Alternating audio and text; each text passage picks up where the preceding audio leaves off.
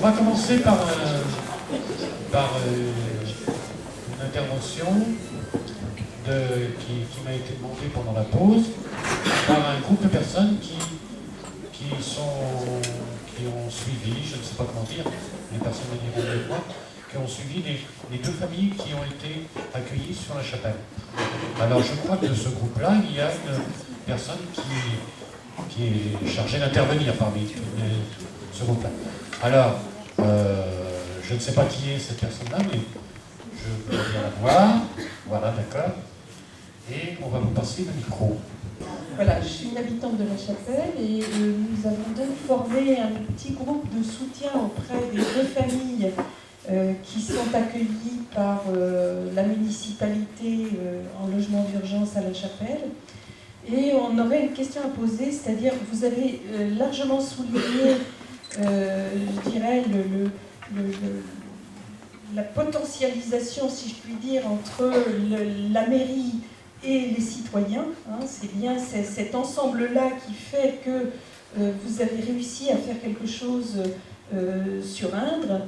Et on se demandait comment est-ce qu'on peut modéliser un petit peu ce rapport entre la mairie et des associations, hein, de façon à pouvoir être beaucoup plus efficace. C'est-à-dire que chacun ne travaille pas dans son coin, mais qu'on ait vraiment une relation qui puisse être au bénéfice des familles et qui puisse aussi faire tache d'huile, parce que la citoyenneté, c'est aussi quelque chose de tout à fait positif pour une commune, donc de se rassembler autour de personnes qui sont peut-être plus en difficulté que la moyenne, c'est aussi tout à fait profitable pour la commune. Je n'ai pas une réponse. Non, si, j'ai pas une réponse toute faite. Je peux vous dire comment ça se passe chez nous. Donc depuis que ce village a été mis en place, tous les mois, il y a une rencontre entre l'adjointe aux affaires sociales, les services de la mairie, enfin, ils sont deux personnes qui suivent plus spécialement les Roms, et l'association Romsi. Donc il y a une rencontre tous les mois pour voir ce qui va, ce qui ne va pas. Donc voilà, en fait, aujourd'hui c'est un peu cette action-là qui est mise en place. On n'a pas, il n'y a rien d'autre de plus. Mais voilà, enfin, je veux dire, les choses étaient établies. L'association est créée, la municipalité. Voilà, c'est l'adjointe aux affaires sociales qui s'en occupe, et il y a une rencontre mensuelle. D'accord. Et est-ce que vous vous êtes mis d'accord sur une ligne de conduite, sur des objectifs? Est-ce que vous avez partagé, je dirais, votre orientation politique avec l'association pour voir si réellement vous alliez dans le même sens ou si... Je pense que depuis le départ, on va dans le même sens, mais oui, l'objectif, c'est la principale des priorités aujourd'hui, c'est que les hommes puissent avoir un emploi. Aujourd'hui, on a une personne, un Rome qui est dans le BTP, hein, depuis maintenant, ça fait 5-6 mois. Enfin, je ne sais pas si vous avez eu le reportage sur Canal+. Hein, voilà, il est dans une boîte bien connue dans la région. Et son conducteur de travaux, d'ailleurs, dit qu'il fait très bien le boulot. Et pourtant, malgré ses difficultés, alors lui, il a des difficultés à parler français, il se débrouille, hein, mais voilà, c'est pas facile pour lui. Mais le travail est effectué, et donc il a été pris à l'essai 15 jours, et depuis 4-5 mois maintenant, oui, parce qu'on est au mois de novembre, 4-5 mois, il a un CDD, quoi. Et s'il peut aboutir sur un CDI demain, et puis voilà, ça lui permettra d'avoir une carte de séjour, et puis en même temps, de pouvoir obtenir un logement social, quoi. Donc on espère que ça va aboutir. Et il y a d'autres hommes, hein, et il y a également les femmes, beaucoup de femmes dans cette équipe-là qui également, enfin dans cette équipe-là, c'est pas le mot, dans ces familles-là qui sont sur le village, qui font des ménages sur la commune, peut-être aussi à l'extérieur, je ne sais pas. Oui, sur Saint-Herblain aussi, il voilà, elles font des ménages, donc il y a une ressource en même temps, quoi. Oui, merci Jean-Luc. Merci aussi. Dans ce même cadre, peut-être qu'il y a des interventions sur cette question-là. Il y a aussi eu des interventions écrites, dont une qui me semble pouvoir être... Pourquoi en 4 ans, les élus de l'AGLO n'ont-ils pas étudié une politique d'accueil et pris des décisions? Voilà une contribution. Comment faire émerger au niveau de l'agglomération nantaise une politique d'accueil commune avec une répartition des familles sur le territoire, à l'exemple de ce que vous avez engagé sur votre secteur. Voilà. Pourquoi n'avez-vous pas cherché d'autres communes pour accueillir les 40 familles avant de les faire partir? Leur départ semble avoir été improvisé.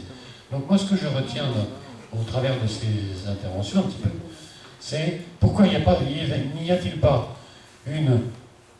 Allez, on va employer avec un grand P, une politique avec un grand P, une politique concertée entre les communes, avec les communes de l'Aglo, c'est-à-dire sur l'agglomération nantaise.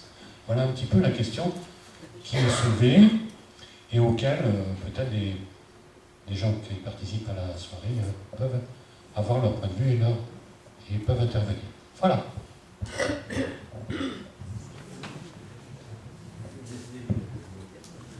Je vais prendre ma casquette de militant et de membre du collectif Inter-Homme Europe que je représente ce soir. Le collectif est composé de quelques associations qui ont une ampleur nationale, Médecins du Monde, la Ligue des droits de l'homme, le Gazprom, le MRAP, la CIMAD, mais également un certain nombre d'associations ou de collectifs de citoyens qui adhèrent à ce collectif Nanterre Europe. Depuis 2008, on a interpellé les pouvoirs publics, notamment le maire de Nantes de l'époque, et qui était président de Nantes Métropole. On a interpellé la préfecture pour justement, on parlait de table ronde à cette époque-là, donc Sylvie est intervenue tout à l'heure pour un autre sujet. Elle a participé à ce travail, et puis d'autres aussi dans la salle, à ce travail de sensibilisation auprès des pouvoirs publics. Donc, pouvoir public, c'est les représentants de l'État, préfecture, et puis tous les services déconcentrés, mais également les collectivités locales, donc Nantes Métropole et les communes. Et on a obtenu, alors je crois en 2009 à peu près, une première rencontre en préfecture, et là, il y a eu vraiment une espèce d'attitude très hostile à inscrire cette compétence Rome dans les prérogatives de Nantes Métropole. Toutes les décisions étaient décidées par le bureau de Nantes Métropole, mais à aucun moment cette question des Roms a été instruite ou présentée lors des différentes, des conseils communautaires. Voilà, donc ça a toujours été un refus, notamment de la ville de Nantes, qui parlait toujours d'une politique de fermeté et d'humanité. Vous voyez comment ça se traduit dans les faits. Simplement un tout petit détail que Jean-Luc n'a pas forcément précisé tout à l'heure, quand les 35 ou les 40 familles sont venues de Chantenay sur Indre, donc en octobre 2009, elles avaient été expulsées d'un terrain qui appartient toujours sans doute à Nantes Métropole et à la ville de Nantes, et sous l'injonction de la police municipale et de la police nationale, toutes ces familles-là ont été invitées à dépasser la frontière de Nantes, et c'est comme ça qu'ils se sont retrouvés une première nuit à Couëran, puis après ils se sont installés à Indre. Donc aujourd'hui, la préfecture continue ce travail de table ronde ou de plateforme ou de réflexion avec le collectif. Donc là, on va rencontrer le préfet Régnier qui s'occupe de la mise en place de la circulaire là, qui conditionne les expulsions et les mises en place de diagnostics avant toute expulsion.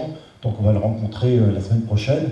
Mais aujourd'hui, il y a effectivement auprès de Nantes Métropole, même si le président a changé, une attitude comme assez hostile à imaginer une politique intercommunale sur cette question des Roms. enfin, on ne peut pas dire que rien n'a été fait à Nantes Métropole quand même.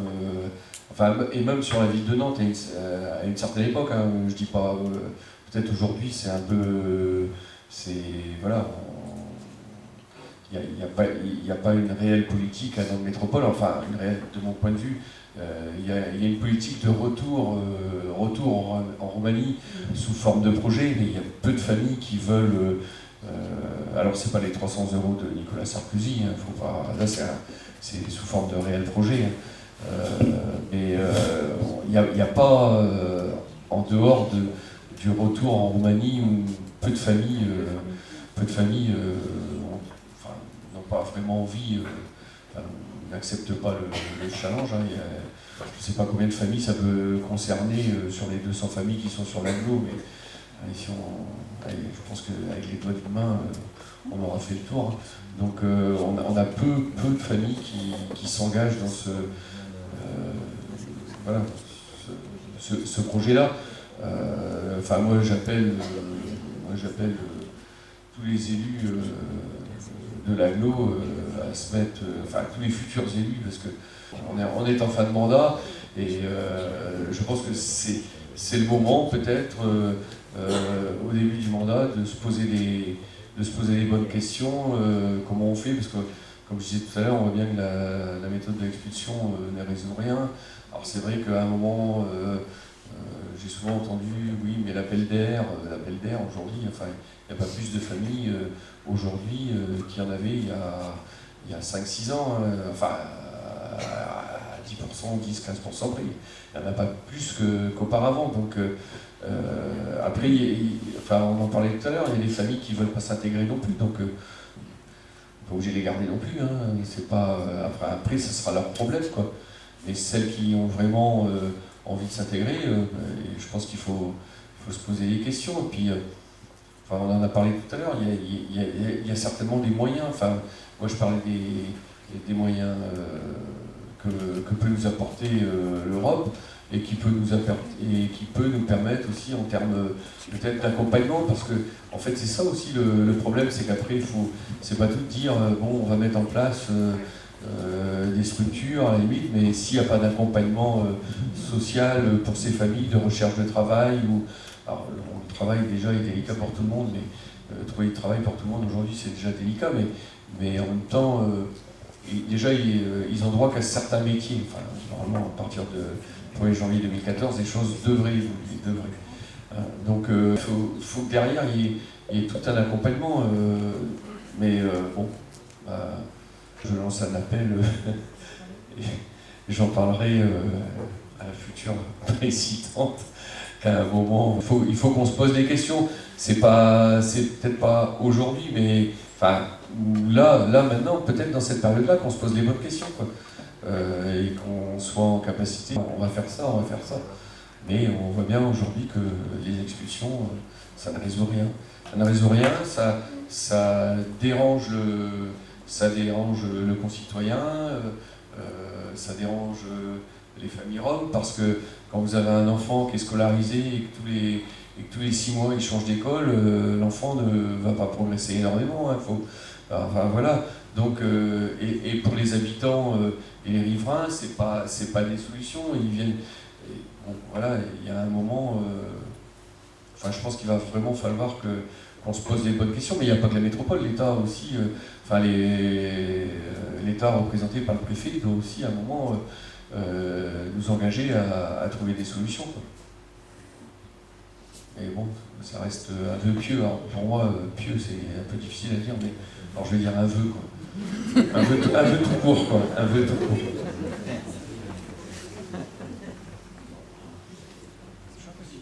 Oui.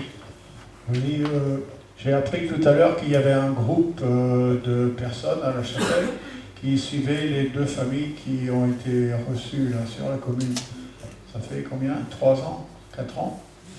Bon, je l'ai appris ce soir. Moi, je ne sais pas s'il y a d'autres personnes dans la salle qui sont au courant de ce groupe. Ce serait peut-être, je ne sais pas comment on peut faire l'information. Enfin, j'en profite qu'il y ait du monde ce soir pour la faire.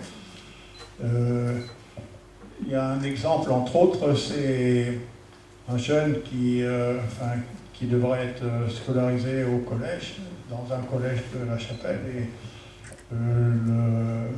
la conseillère ou le conseiller pédagogique a très mal reçu les gens qui sont passés. Alors, je pense que si la municipalité avait accompagné ces personnes-là, peut-être que ça serait mieux passé. Enfin, je crois qu'il y a des choses qui ne se disent pas. Ce serait intéressant. Moi, je suis pas au courant, j'ai appris ça ce soir. Oui, notre intervention? Donc je fais partie de ROMSI, l'association ROMSI, et donc je voulais revenir sur la question de la personne de La Chapelle qui a demandé à Jean-Luc comment se fait en fait la mayonnaise entre la mairie et l'association. Donc Jean-Luc, tu disais qu'il y avait une réunion mensuelle. Moi je voudrais rajouter qu'il y a plus que ça, c'est-à-dire que chaque fois qu'il y a un événement qui se passe sur le terrain, la responsable des affaires sociales, donc Myriam, est présente. Et ça, je pense que c'est un lien supplémentaire. Donc ça veut dire qu'elle est très près, en dehors des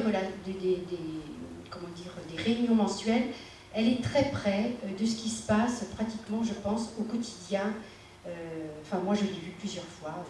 Bon, quand il y a des journalistes qui arrivent, on en a eu beaucoup au mois d'octobre. Donc elle était présente. Et le moindre petit événement, ça peut être un goûter, ça peut être...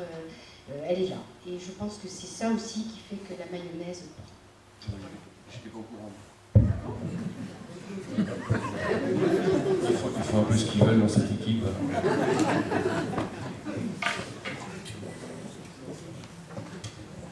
Oui, ouais, je suis de ceux qui sont engagés dans l'opération de Sainte-Luce avec Soleil Rome, là, et je voulais d'abord dire trois petites choses et puis ensuite faire une proposition. Dire trois petites choses, d'une part, pour faire écho à ce que disait Jean-Luc Le Drain tout à l'heure, pour qu'une municipalité s'engage dans une opération comme ça, il faut du courage, parce qu'il y a des situations locales qui peuvent être compliquées. Ceci peut expliquer les différences de comportement. C'est un des éléments qui peut expliquer les différences de comportement d'une commune à l'autre dans l'agglomération nantaise. Mais ça n'est pas une explication suffisante, parce que je pense que partout, il y a suffisamment de courage pour pouvoir le faire. Il y a aussi des réflexes de solidarité qui sont pas développés au même point d'une commune à l'autre. Mais ce que je voulais rajouter, à la suite de l'intervention que vous avez faite tout à l'heure, c'est que nous, on constate qu'il y a des ressources en soutien qui sont qu'on ne soupçonnait pas au départ. Il y a une qualité de mobilisation qui est importante, et ça fait du bien de le constater. Voilà. Et puis à partir de là, je voudrais faire une proposition un petit peu publique. C'est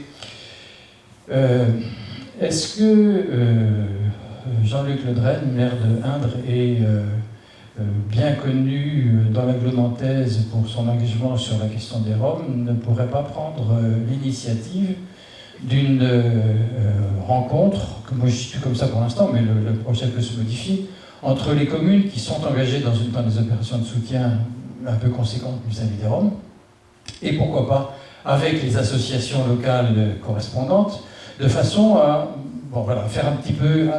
trois objectifs peut-être. Le premier, c'est de partager des expériences, parce qu'il y a ici, là on discutait tout à l'heure, avant le début de la réunion, des choses qui se passaient à Trillières en l'occurrence. Bon voilà, il y a des échanges d'informations qui seraient utiles, je pense, à tout le monde. La deuxième chose, c'est, on a parlé de moyens, notamment des moyens au niveau européen, mais il y en a d'autres. Travailler ensemble sur la mobilisation de ces moyens, ça pourrait être aussi tout à fait efficace. Ça serait d'autant plus efficace, troisième point, si on arrivait, à partir d'une initiative comme ça, à faire bouger les lignes au niveau du portage politique, on va dire, de cette opération-là sur l'agglomération nantaise. Et je pense qu'une initiative de cette nature-là pourrait être de nature à faire bouger les lignes, justement, et à montrer aux uns et aux autres qu'il faut un peu de courage, mais que c'est jouable. Et que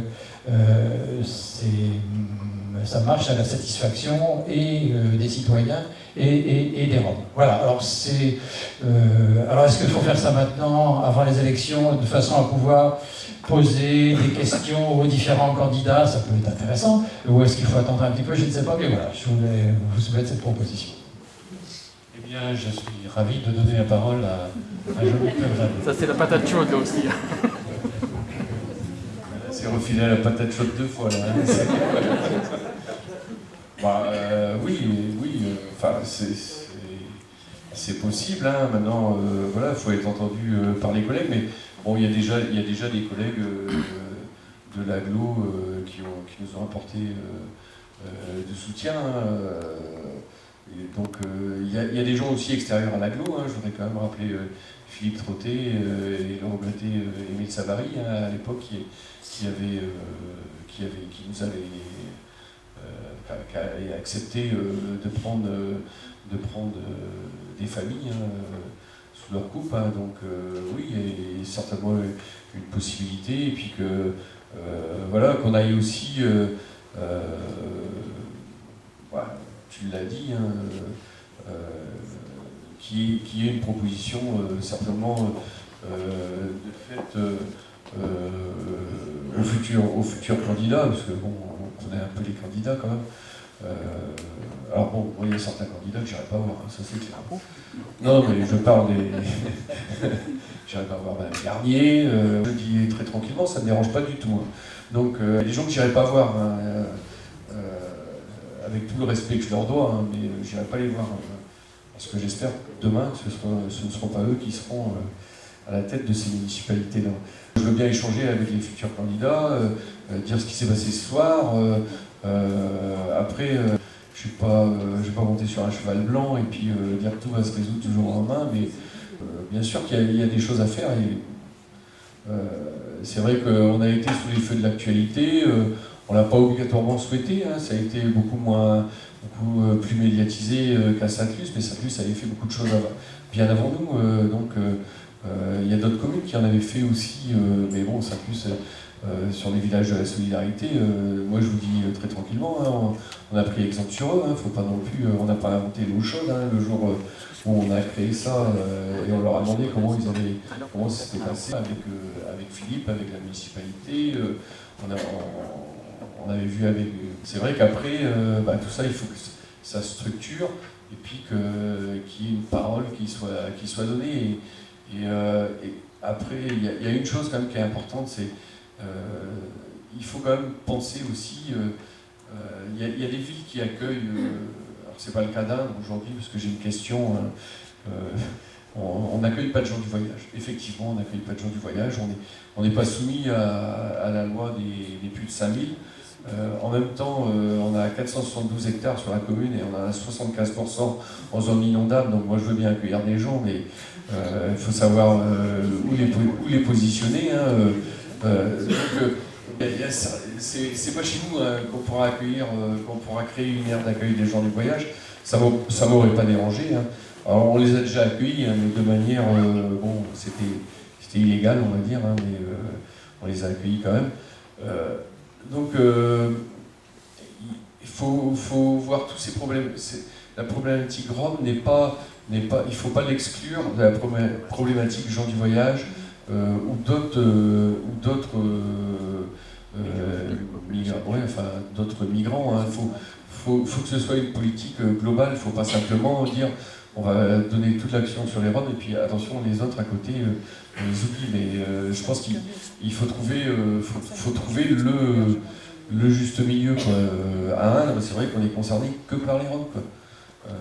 On n'a pas de population musulmane, noire, enfin je veux dire, ça ne me dérangerait pas de les accueillir, hein, bien au contraire, mais on n'a pas toutes ces problématiques que certaines communes ont, donc faut pas oublier les uns et les autres, quoi. Et c'est vrai que, bon, là j'avais une question par exemple sur les relations Rome, gens du voyage, je vous dis très tranquillement, hein, c'est pas simple, hein, ça peut se terminer à coup de fusil, hein, il faut être... c'est pas... voilà, les gens du voyage sont français, les Roms sont roumains, bulgares, hongrois, c'est pas kosovar, c'est pas les mêmes... c'est pas du tout les mêmes populations. Hein. Donc la cohabitation, je pense pas que... Enfin, je me souviens à une époque, je crois que c'est sur Caen, alors le camp qui est justement qui est en réhabilitation aujourd'hui, je crois que c'est la Fardière, non, sous le pont de Chevirey, où on avait essayé de faire cohabiter des Roms et des gens du voyage, et ça a été l'expérience la pire qu'on ait pu connaître, donc je pense que c'est peut-être pas à rééditer, quoi.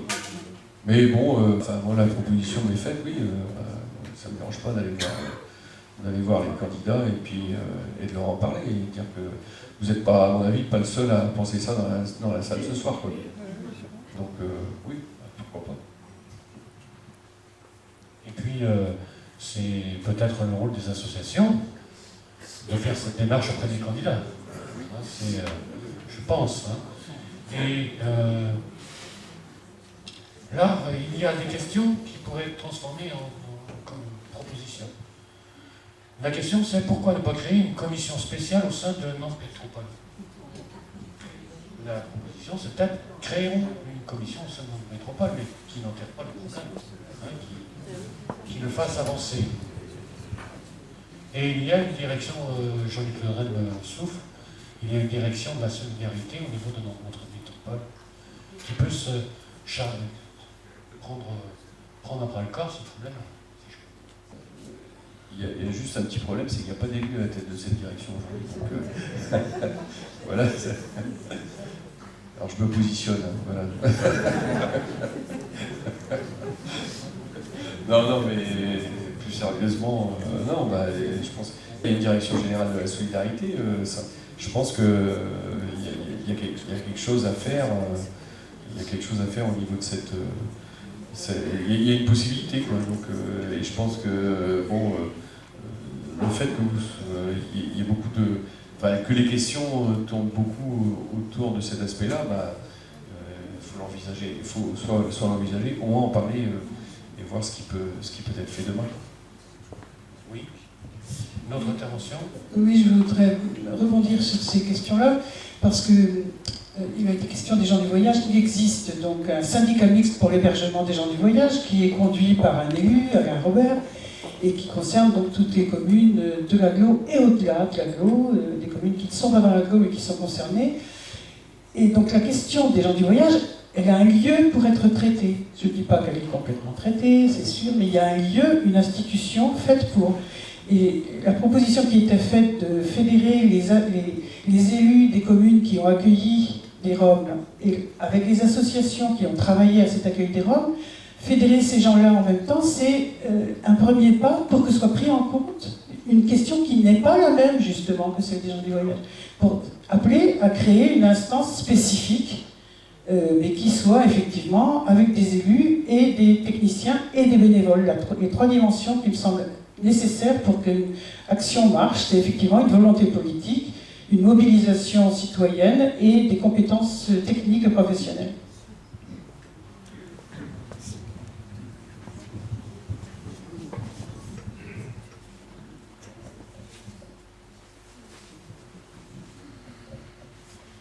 Oui, nous, on peut proposer, on n'est pas très nombreux à la chapelle à avoir des relations avec les deux familles roms qui sont sur la commune, mais on peut parfaitement vous proposer de vous inscrire si vous voulez participer à la prochaine discussion du groupe, parce que nous, c'est informel. On n'a pas voulu faire une association parce qu'on a considéré qu'une usine à gaz pour deux familles, c'était pas souhaitable. C'est vrai que comme on est un peu informel, on n'a pas non plus de pouvoir auprès des institutions, parce qu'on ne s'adresse pas à nous en tant qu'association, donc on ne s'adresse pas à nous du tout. Donc il reste que la deuxième partie de ce que disait la dame, c'est l'aspect citoyen. S'il y a des gens qui veulent s'inscrire sur le petit papier vert qui est devant moi, à la prochaine réunion, on prend contact avec eux. On n'a pas d'action particulière, ni de projet, ni de... On essaie de réfléchir et puis d'accompagner comme on peut ces deux familles-là. Mais s'il y a des troupes, plus on est de fous, plus on avance.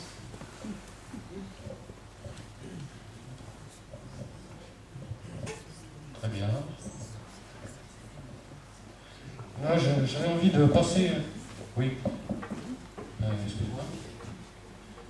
Oui, c'est un peu toujours dans le même cadre. Mais tu veux...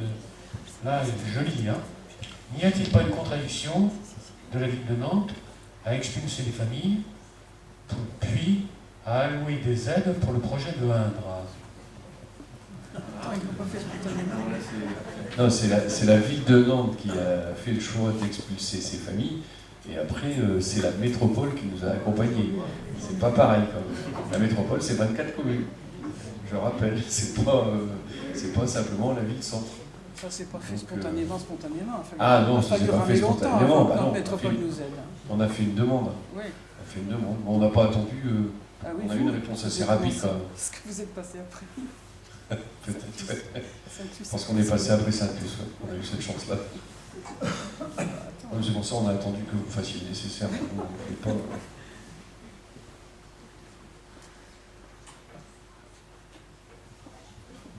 Alors là, question plus...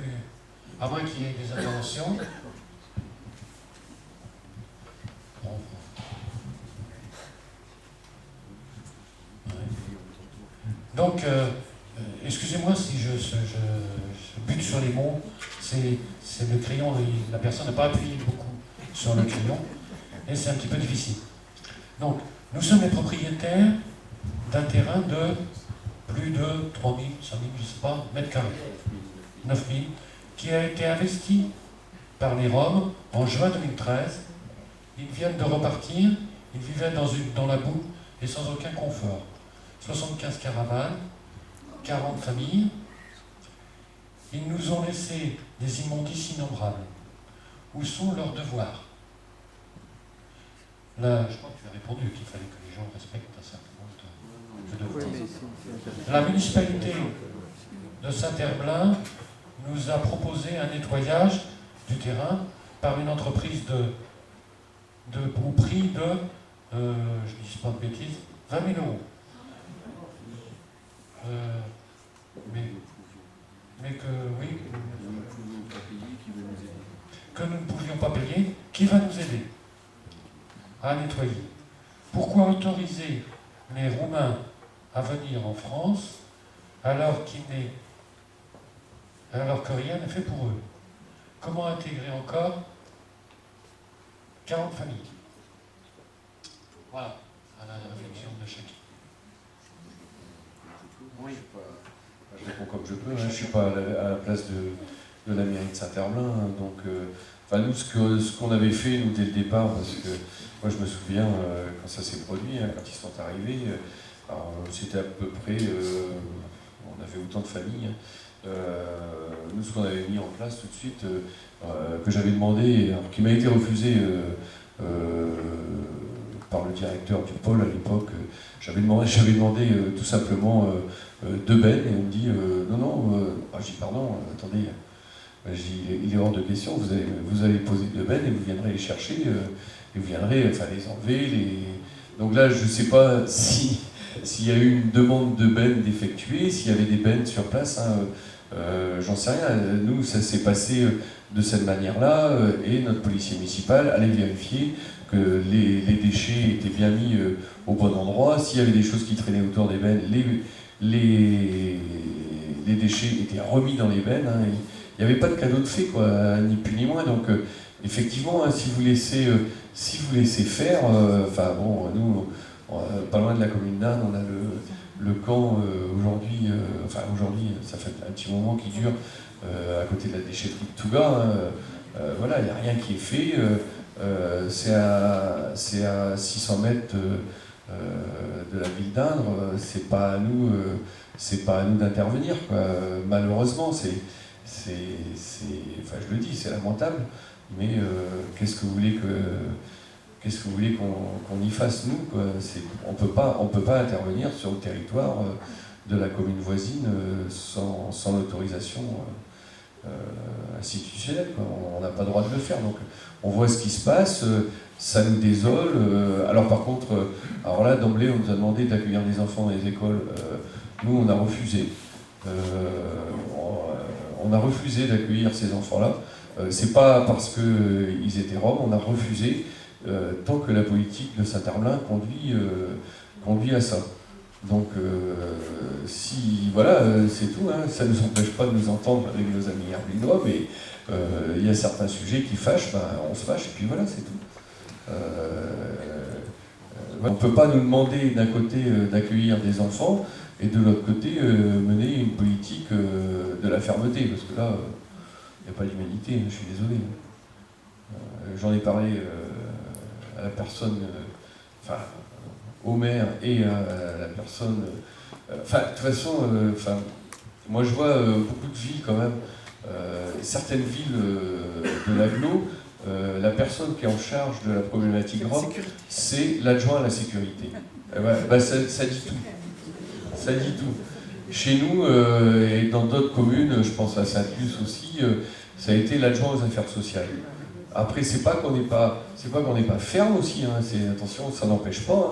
Hein. L'un n'empêche pas l'autre, mais chacun met.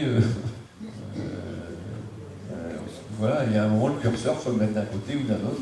Nous, on a fait le choix, plutôt que de le mettre sur l'aspect social, d'autres le mettre sur l'aspect sécuritaire.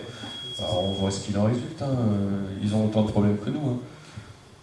Les problèmes perdurent, quoi.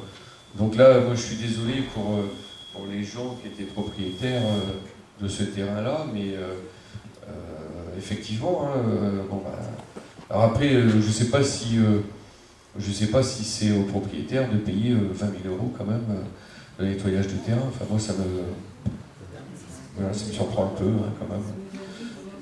Mais comment? Nous sommes une propriété privée, c'est nous qui devons payer. Les gens se sont installés chez eux parce qu'il n'y avait pas de...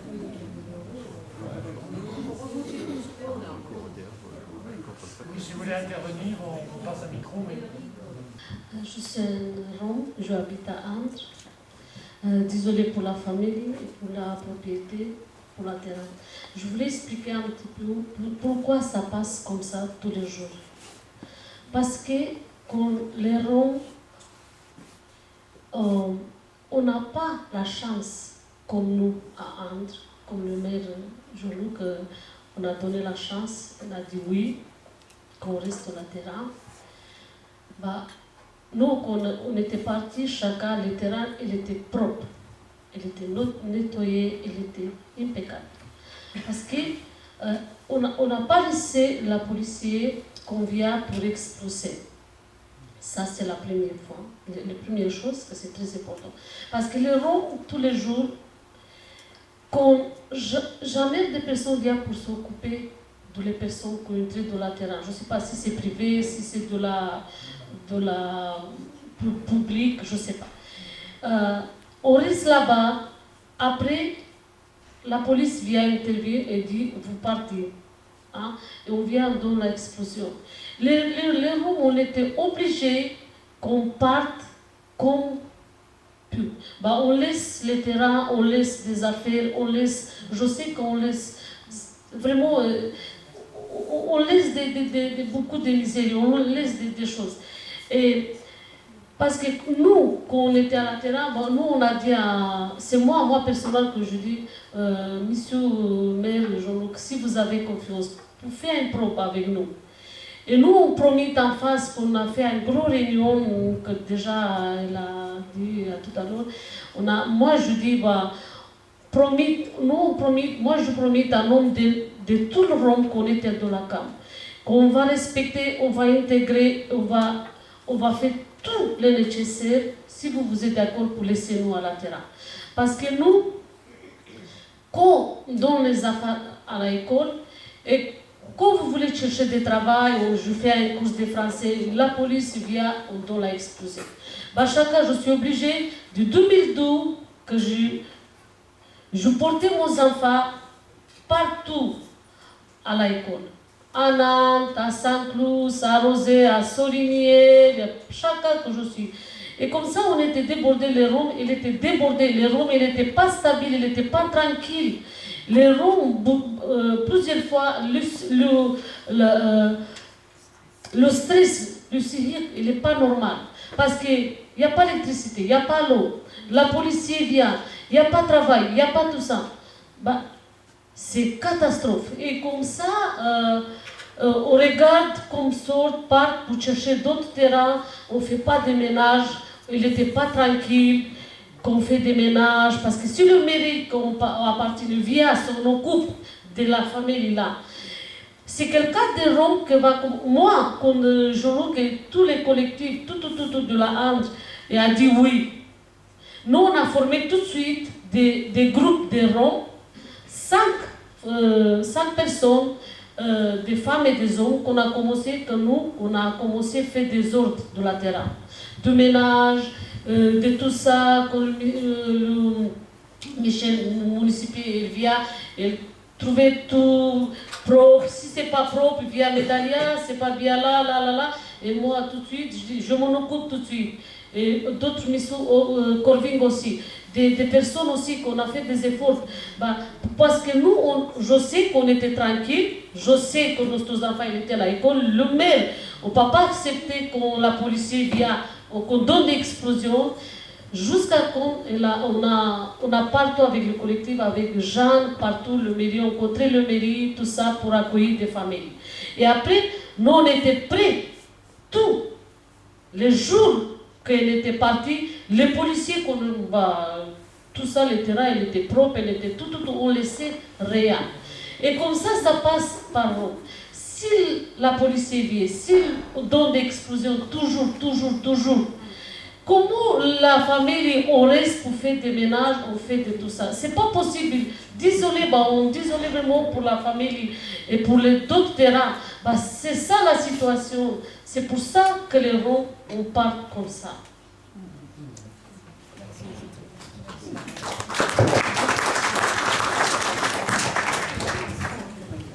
Merci.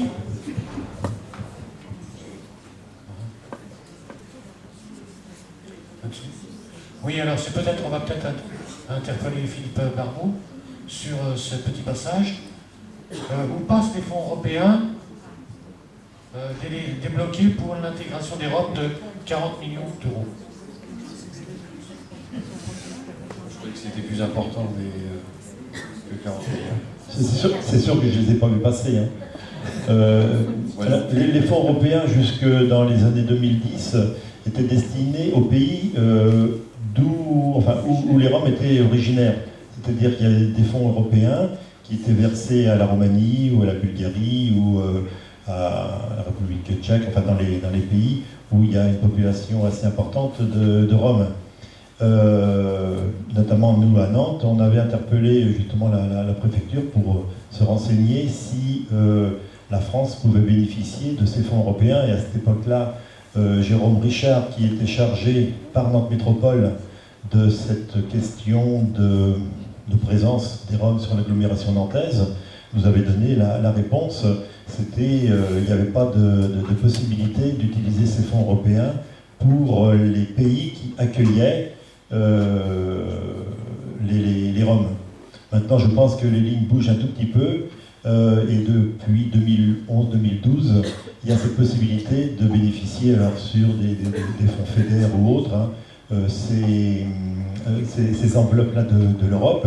Et il y a quelques villes, notamment Montreuil et Lille, qui ont bénéficié de ces fonds, et notamment pour mettre en place des mousses, hein, donc des maîtrises d'œuvre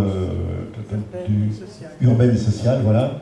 Donc c'est des dispositifs très lourds, hein, avec des montants énormes, pour imaginer des logements adaptés pour des familles migrantes, alors pas uniquement des Roms, hein, mais ça peut être aussi d'autres populations migrantes. Juste peut-être une petite anecdote concernant les fonds européens qui étaient versés à la Roumanie. Je suis allé plusieurs fois en Roumanie, et notamment à Drobeta, donc c'est la grande ville, le chef-lieu du département de Meredinci, d'où viennent la majorité des Roms de l'agglomération nantaise. Et j'avais rencontré un élu qui m'avait dit, effectivement, il y a des fonds européens qui descendent en Roumanie, il y a deux utilisations possibles. Soit on les utilise vraiment en destination de la population rome, et là, c'est pas la peine de se présenter aux prochaines élections, parce que la population roumaine, sachant ça, ne va pas réélire le maire.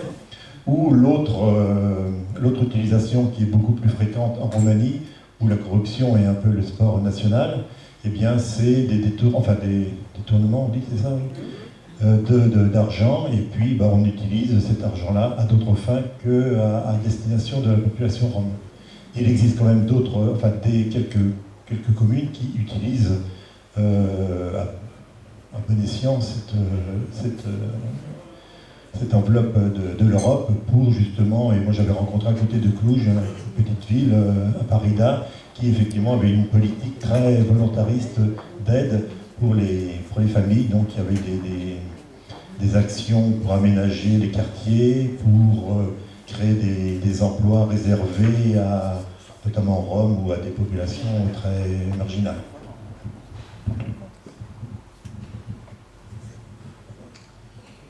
Oui, alors on a encore quelques questions, mais on ne veut pas vous lasser, puis la soirée commence le soir elle commence à tomber, hein, 22h40. Donc on va prendre deux ou trois questions, et puis peut-être une ou deux interventions, et puis on va clore la soirée avec ce dernier temps, hein, pour finir pas trop tard. Donc on démarre par celui-ci.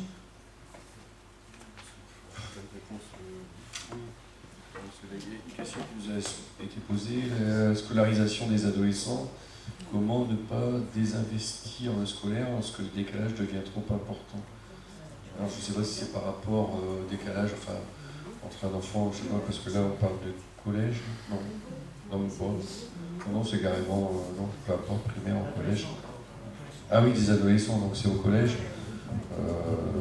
Je sais que nous, il y en a certains qui suivent une scolarité normale, hein, donc moi j'ai pas d'exemple comme ça, dire s'il y a des enfants qui ont plus de décalage que d'autres. Il y en a certainement, hein, parce que de toute façon, ils ne sont pas tous au même niveau. Et puis le problème, c'est ce qu'on évoquait tout à l'heure, au fur et à mesure des expulsions. Chaque fois qu'ils quittent un endroit, il faut se refaire. Il y a toute une scolarité à reprendre. Donc certainement qu'il y a des problèmes de niveau, mais nous là, les 4 familles qui sont depuis 2009, voilà, ça fait 4 ans que les enfants sont scolarisés sur Indre. Pour certains, ils ont démarré en CP, ils continuent quelque chose de complètement normal, quoi, comme les autres, quoi. Ils sont au même niveau que les autres. Mais quand il s'agit d'adolescents, c'est peut-être plus difficile. Plus difficile, oui, bien sûr. Parce qu'ils ont tel âge, on les met dans telle classe.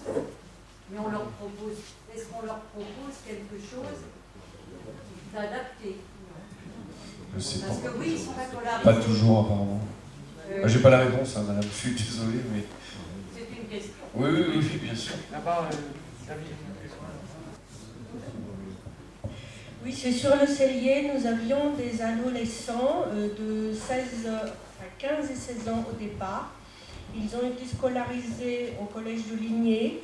Un encadrement s'est mis en place au collège avec les enseignants, la direction et des bénévoles.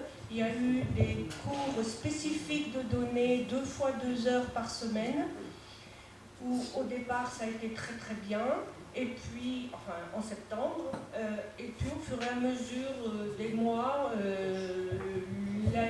l'absentéisme devenait très très important. Et en fait, fin décembre et la rentrée de janvier, plus un collégien n'était au collège. Voilà.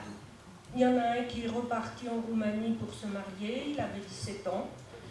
Et puis les 2 autres enfants, donc l'autre avait 16 ans, le garçon et la jeune fille 13 ans. Et ils sont sur la région, quelque part, à se balader avec les parents. Ils ont été obligés de quitter le cellier. Alors, à Romsy, dans le cadre du soutien scolaire et de la alphabétisation, nous accueillons depuis 3 ans des étudiantes en langues étrangères appliquées. Oui, français, voilà, langues étrangères. Et c'est vrai que c'est un support ça produit des choses intéressantes. En fait, cette année, on va en avoir à nouveau 2. Je vais en rencontrer 2 jeunes femmes. Donc il y a les gens qui font l'alphabétisation, le soutien scolaire, plus les étudiantes qui viennent plusieurs fois par semaine. Donc, et plus Lucie, là, qui est service civique et qui fait aussi du soutien scolaire avec les enfants. Donc je pense que plus on va multiplier les possibilités pour les aider à l'apprentissage, et mieux c'est.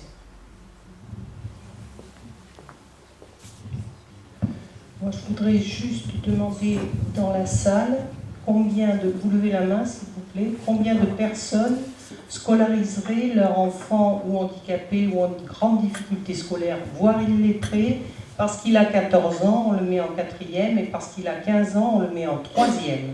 Alors, levez la main, est-ce que vous accepteriez que vos enfants soient scolarisés comme ça?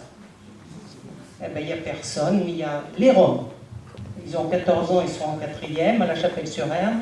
À 15 ans, on les met en 5e. Une famille illettrée, l'autre pas trop. Donc voilà, j'ai la réponse pour ce qui est de l'institution scolaire de notre commune. Bonsoir. Donc, je suis Anthony Berthelot, je suis adjoint à la ville d'Indre, et donc sur la question justement de la scolarité, notamment des Roms au collège. Alors, je pense qu'il ne faut pas justement stigmatiser sur la population Rome, la population allophone dans les écoles, qui ne parle pas le français, dans les écoles françaises.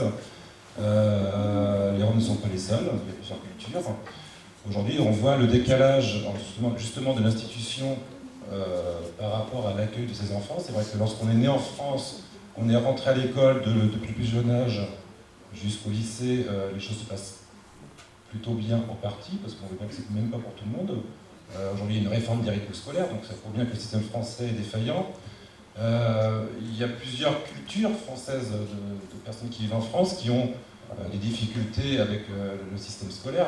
Et c'est pas parce qu'on est Rome, là je donne l'exemple du Cellier par exemple, je ne pense pas que ce soit parce qu'on soit Rome qu'on ait quitté l'institution, c'est parce que l'institution ne répond pas à l'accueil de tous les Français, des enfants qui vivent en France. On peut voir dans beaucoup de quartiers où il y a des fractures sociales, où les enfants, où les familles sont éloignées du système scolaire et où il est beaucoup plus difficile d'accompagner ces enfants, plus les classes avancent, et l'accompagnement, la compréhension même de ce dont, à quoi sert l'école devient de plus en plus difficile. Donc cette problématique justement de quitter l'école à 13 ans, 14 ans, 15 ans, 16 ans, 17 ans n'est pas forcément liée qu'aux Roms. C'est lié justement à un système éducatif français qui n'est plus du tout adapté, qui est en retard, qui ne permet pas l'accueil de tous les enfants sur son territoire. Je pense qu'il ne faut pas connecter la fuite des enfants de l'école à la nationalité ou à la culture seulement. C'est plutôt un point de vue global. Oui, donc une dernière intervention, petite conclusion peut-être, et puis voilà. Ah oui, Didier? Je peux prendre la parole, j'ai le micro, donc ça tombe bien. Bon, d'accord. Pour avoir participé à l'Université populaire, les 3 journées dont tu as parlé tout à l'heure sur justement le peuple Rome, je pense que tout le monde est conscient ici que ces histoires liées aux Roms, c'est d'abord une histoire de grande pauvreté, l'immigration liée à la pauvreté. Donc on sait la situation, on la connaît, on l'a connue au moins de la Roumanie. Et moi, ce que je voulais poser comme question à Jean-Luc Le Drette, c'est ça veut dire quoi intégrer? Parce qu'on a parlé d'humanité, de fermeté, mais c'est quoi intégrer? Parce qu'il me semble avoir entendu Philippe Barbeau dire que le souhait des Roms, c'est de vivre en Roumanie ou en Bulgarie, dans leur pays d'origine, mais c'est la pauvreté qui les pousse à venir chez nous. Et je veux dire, dans l'optique de la municipalité d'Anne, l'intégration, c'est quoi? C'est l'intégration jusqu'à temps que ça aille un peu mieux et qu'ils retournent chez eux, ou c'est une volonté de les sédentariser sur le territoire français, si tout se passe bien? Voilà, c'était ma question. C'est une bonne question. C'est pas, alors, ils ont le choix, enfin nous on les oblige pas. Nous l'idée demain, et c'était qu'ils partagent avec nous, hein, parce que on les oblige pas. Enfin voilà, chez Ceausescu on s'entend, les a sédentarisés. Moi je suis pas un dictateur, hein, donc je vais pas les obliger à se sédentariser, mais l'idée c'est que qu'ils puissent avoir un travail, un droit de séjour s'ils le souhaitent en France, et puis c'est le droit commun, et puis de pouvoir accéder au logement social. Mais si c'est pas leur souhait, moi, en aucun cas je les oblige, quoi. Mais après discussion avec eux, c'est quand même, c'est plutôt leur souhait. C'est pas, moi, on a posé la question à toutes les familles avant qu'elles s'en aillent, pour certains, avant qu'ils aillent sur d'autres communes. Et il y a 5 familles qui voulaient retourner en Roumanie. Moi, j'ai obligé. Enfin, je cherche pas à les conserver sur le territoire français. C'est leur choix de vie, quoi. C'est eux qui ont envie de vivre en France. Peut-être parce que les conditions également, évidemment, en Roumanie ne sont pas idéales. Même si chez nous, c'est pas le paradis non plus, mais voilà. Enfin. Sinon, ils seraient, je pense, déjà retournés en Roumanie, et c'est pas le cas. Enfin, là-bas, économiquement, c'est dur, c'est certainement plus dur que chez nous, même si, voilà, malheureusement, il y a toujours 10 millions de chômeurs en France, et c'est ce que je leur dis quand ils ne trouvent pas de travail aussi. Enfin, moi, je suis très clair avec eux. Voilà, il n'y a pas de travail pour beaucoup de Français aujourd'hui, donc c'est difficile de trouver du travail pour tout le monde, quoi. Et il faut être patient, mais en même temps, on leur dit qu'il faut continuer à suivre des cours d'alphabétisation parce que c'est un moyen de rentrer dans le monde du travail. Enfin voilà, il y a tout ce travail-là qui est fait avec eux. Donc c'est eux qui font le choix de l'intégration, c'est pas moi. C'est pas moi qui les... Oui, une dernière intervention, madame. Je voulais répondre parce que c'est pour nous la question que comment on a été intégré. L'intégration, pour moi, c'est... moi, je crois qu'on a fait beaucoup de progrès, les familles. D'abord, la première chose, nos enfants, l'école, ça c'est la première chose. Et moi, j'espère que quelques années, mon garçon va commencer à travailler. Et après, il était bien, sa vie, il était songé, c'est pas comme moi. Parce que moi, ma vie, elle était très difficile. Je connais la grosse pauvreté. Et ça, c'est pour ça que je suis là, pour ma famille, pour mes enfants. Pour pas connaître la même vie que moi. Moi, je crois ça parce que j'ai un garçon qui était à collège et un qui était à l'école à Andres.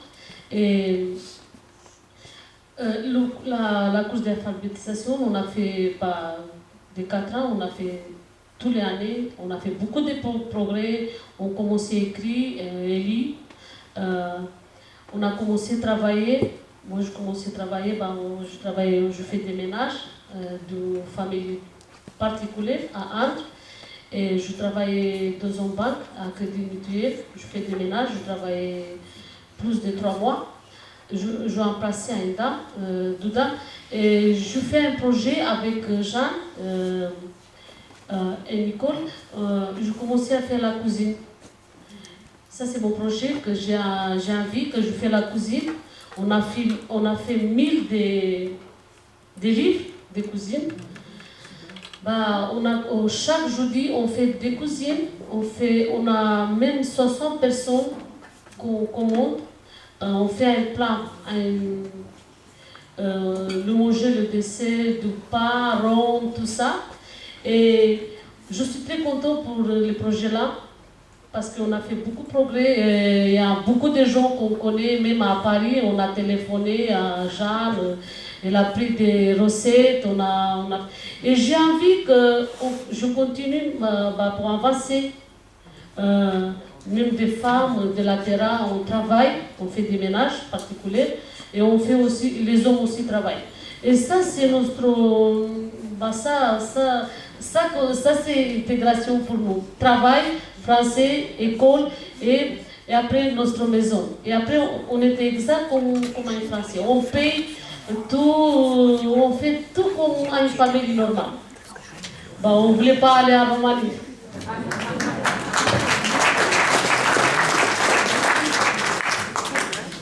Je voulais juste rajouter par rapport à ce qu'a dit Médalia, effectivement, il faut savoir, depuis qu'ils sont sur le village de la solidarité, ces familles-là payent un loyer, une facture d'électricité, une facture d'eau.